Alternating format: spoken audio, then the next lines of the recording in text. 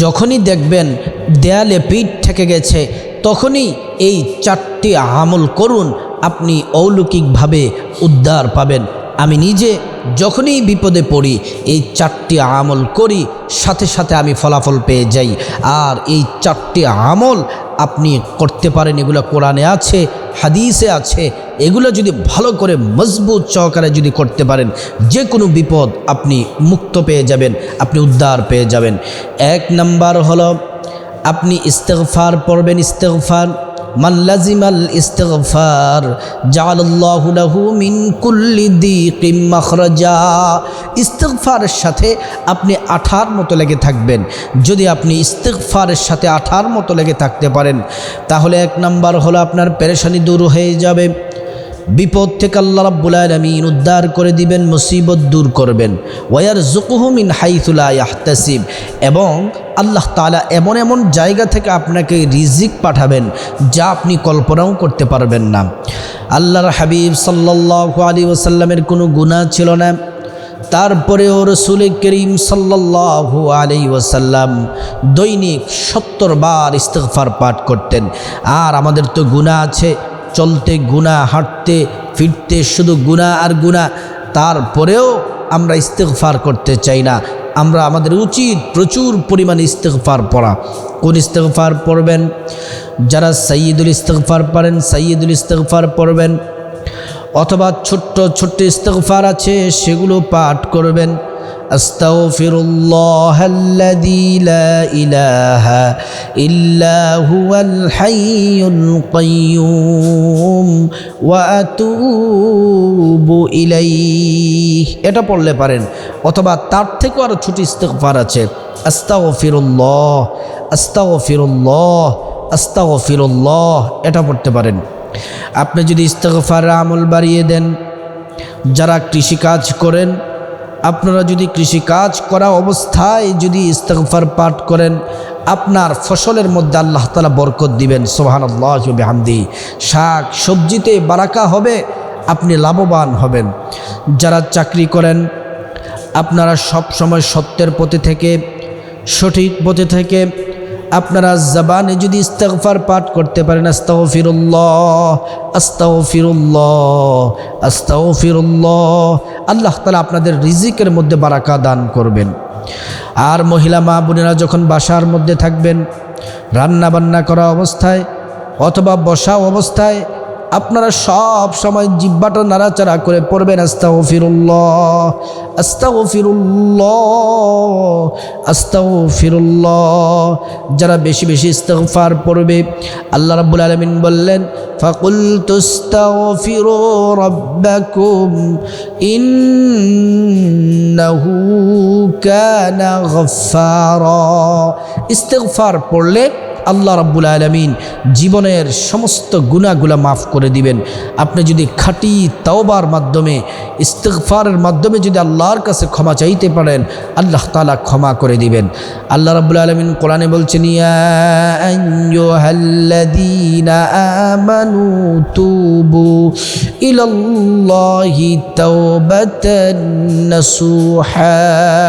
আল্লাহ তাআলা বলছেন, হ্যাঁ ঈমানদারেরা, তোমরা আমি আল্লাহর নিকট তওবা করো এবং খাঁটিভাবে তোমরা তওবা করো। একনিষ্ঠ তওবা যদি করতে পারো, আমি আল্লাহ তাআলা তোমাদের তওবা কবুল করব এবং তোমাদেরকে ক্ষমা করে দিব। সুবহানাল্লাহি ওয়া বিহামদিহি।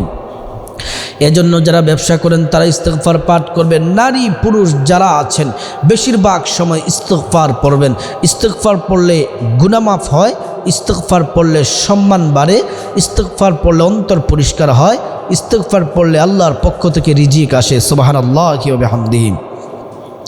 2 নাম্বার, দেয়ালে পিঠ ঠেকে গেলে, বিপদে পড়লে, মুসিবতে পড়লে যেই দোয়াটি পড়বেন সেটা হচ্ছে লা ইলাহা ইল্লা আনতা সুবহানাকা ইন্নী কুনতু মিনাজ জালিমিন। এটা কোরআনের 17 নাম্বার পারার মধ্যে পেয়ে যাবেন।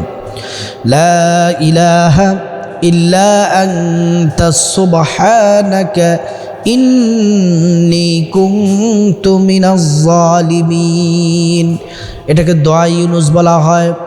ইউনুস পয়গম্বর আলাইহিস সালাম যখন তার কওমকে উম্মতদেরকে দাওয়াত দিতে লাগলেন, তারা দাওয়াত কবুল করলেন না। তাদের প্রতি হযরত ইউনুস পয়গম্বর আলাইহিস সালাম তাদের প্রতি অসন্তুষ্ট, কারণ তারা আল্লাহর ওয়াহদানিয়াতের প্রতি তারা ঈমান আনে না। এজন্য ইউনুস পয়গম্বর আল্লাহর কাছে বিচার দিলেন। আল্লাহ তাআলা বললেন তাদেরকে আযাব দিয়ে ধ্বংস করে দিব। আল্লাহ রাব্বুল আলামিন কিন্তু ইউনুস পয়গম্বরকে অন্য কোথাও যাওয়ার জন্য নির্দেশ দেন নাই। ইউনুস পয়গম্বর আলাইহিস সালাম আল্লাহর নির্দেশ ছাড়াই তিনি এই জাতি, এই গোত্রের লোকদেরকে ছেড়ে, এলাকা ছেড়ে তিনি নদী পথে, সমুদ্র পথে তিনি চলে যাচ্ছেন। জাহাজের মধ্যে উঠে গেলেন। জাহাজের মধ্যে ওঠার পরে জাহাজ অথবা নৌকা যখন মধ্যখানে গেলেন, মধ্যখানে যাওয়ার পরে এটা ডুবে যাবে এমন অবস্থা, ডানেও যায় না বায়ে যায় না, এটা জায়গায় স্থির হয়ে আছে। এবার এটা ডুবে যাবে এমন অবস্থা দেখে লটারি দেওয়া হলো। আল্লাহর পক্ষ থেকে পয়গাম হলো যে এখান থেকে একজন লোককে ফালাতে হবে, কিন্তু তার নামটা কিভাবে? এবার লটারি দেওয়া হলো। 3 বার লটারি করা হলো। প্রত্যেকবারই ইউনুস পয়গম্বর আলাইহিস সালামের নাম উঠে যায়। একটি রওয়ায়াতে আসছে ইউনুস পয়গম্বরকে নদীর মধ্যে ফেলে দেওয়া হয়। আরেকটি রওয়ায়াতে আসছে ইউনুস পয়গম্বর আলাইহিস সালাম আল্লাহর হুকুমে নিজে তিনি লাফ দিয়ে নদী সমুদ্রের মধ্যে পড়ে যান, সমুদ্রের মধ্যে পড়ে যান। এবার বিশাল বড় একটা মাছ ইউনুস পয়গম্বরকে খেয়ে ফেলেন, গিলে ফেলেন। ওই মাছকে আরেকটি মাছ গিলে ফেলেন। 40 দিন পর্যন্ত এই সমুদ্র ওই সমুদ্র গুড়াগুড়ি করতেছেন, চামড়াগুলা থেতলিয়ে গেছে, নরম হয়ে গেছে। তিনি 40 দিন পর্যন্ত থাকার পরে আবার একটি দোয়া তিনি পড়লেন, লা ইলাহা ইল্লা আনতা সুবহানাকা ইন্নী কুনতু মিনাজ জালিমিন। এটা পড়ার সাথে সাথে মাছের পেটের মধ্যে কেমন যেন শুরু হলো। এবার মাছ সমুদ্রের কিনারায় গিয়ে এবার বমি করে ইউনুস পয়গম্বরকে পেট থেকে বের করে দিলেন। ইউনুস পয়গম্বরের চামড়াগুলা নরম হয়ে গেছে পানিতে থাকার কারণে, মাছের পেটের ভিতরে থাকার কারণে। ইউনুস পয়গম্বর এবার তিনি এই সমুদ্রের কিনারায় শুয়ে আছেন, উঠতে পারে না, শক্তি নাই শরীরের মধ্যে। সূর্যের আলো ইউনুস পয়গম্বরের শরীরে পড়তেছে, আর সূর্যের আলো পড়তে পড়তে চামড়াগুলো শুকাচ্ছে। আর চামড়া যখন শুকাতে শুরু করলো তখন শরীরটা ব্যথা বেদনা শুরু হয়ে গেল। আল্লাহ পাক রব্বুল আলামিন ইউনুস পয়গম্বরকে ছায়া দেওয়ার জন্য একটি বৃক্ষ সেখানে সৃষ্টি করলেন। বৃক্ষের পাতাগুলা হয় অনেক বড় বড়, সেই পাতা, সেই বৃক্ষের নাম হলো লাউ গাছ। সুবহানাল্লাহি ওয়া বিহামদিহি। তখন বড় বড় পাতা দিয়ে আল্লাহ তাআলা ছাতার মতো ছায়ার ব্যবস্থা করে দিলেন। এজন্য আল্লাহ তাআলা বলছেন, ওয়া কাযালিকা নুনজিল মুমিনিন। এই দোয়ার মাধ্যমে শুধু ইউনুসকেই মুক্ত করি নাই, বিপদ থেকে উদ্ধার করি নাই, কিয়ামত পর্যন্ত যত মুমিন মুসলিম নরনারী যারা বিপদে পড়বে আর এই দোয়া পড়বে, আমি আল্লাহ রাব্বুল আলামিন তাদেরকে হেফাজত করব, বিপদ থেকে উদ্ধার করে দিব। 3 নাম্বার হচ্ছে শক্তিশালী একটি দোয়া, সেটি পড়বেন, ইয়া যাল জালালি ওয়াল ইকরাম, ইয়া যাল জালালি ওয়াল ইকরাম। এটা একটি পাওয়ারফুল দোয়া, শক্তিশালী দোয়া। এই দোয়াটি পড়লে বিপদ দূর হবে, আল্লাহর পক্ষ থেকে সাহায্য আসবে। 4 নাম্বার হচ্ছে রাসূল করিম সাল্লাল্লাহু আলাইহি ওয়াসাল্লামের উপর দুরূদ পড়তে হবে। কোন দুরূদটি পড়বেন আমি সেটাও বলে দিচ্ছি। কিন্তু যদি আপনি রাসূলুল্লাহ সাল্লাল্লাহু আলাইহি ওয়াসাল্লামের উপর একবার দুরূদ পড়েন, আল্লাহ তাআলা 10টি গুনাহ মাফ করে দিবেন, 10টি নেকি দান করবেন, 10টি মর্যাদা আল্লাহ রাব্বুল আলামিন বুলন্দ করে দিবেন। সুবহানাল্লাহ। যদি আপনি রাসূল করিম সাল্লাল্লাহু আলাইহি ওয়াসাল্লামের প্রতি যদি দুরূদ পড়েন, আল্লাহর হাবিব সাল্লাল্লাহু আলাইহি ওয়াসাল্লাম বললেন, কেউ যদি আমার উম্মতের মধ্য থেকে সকালে 10 বার, বিকেলে 10 বার যদি দুরূদ পড়ে, ওয়াজাবাত লাহু শাফাআতি, হাসরের ময়দানে মা বাবা, টাকা পয়সা, আত্মীয় স্বজন কেউ কাজে আসবে না। ওই কঠিন হাসরের ময়দানে আমি নবী ওই দুরূদ পড়নেওয়ালা আমার উম্মতকে সুপারিশ করে আল্লাহর জান্নাতে পৌঁছে দেব। সুবহানাল্লাহ।